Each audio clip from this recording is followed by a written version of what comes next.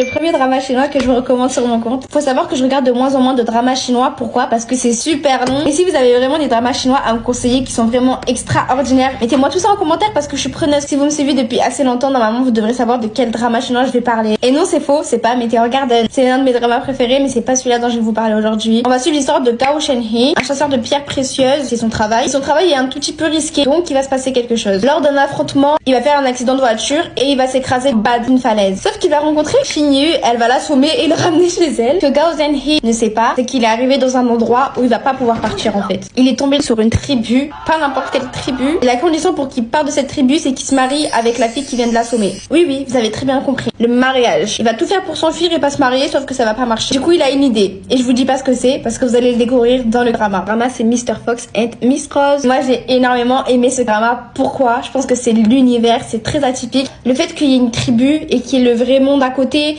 enfin, qu'il y ait un fossé entre les deux, c'est pas les mêmes pratiques, c'est pas les mêmes coutumes, c'est pas les mêmes habitudes. T'as un humain bien riche et t'as la tribu qui est pas du tout pareil en fait. Et l'alchimie entre les deux personnages, j'ai trop aimé. Même s'ils se connaissaient pas dès le début, on les voyait ensemble, on savait déjà, leur lien était fort. En commentaire si vous avez regardé et surtout n'oubliez pas de répondre au sondage.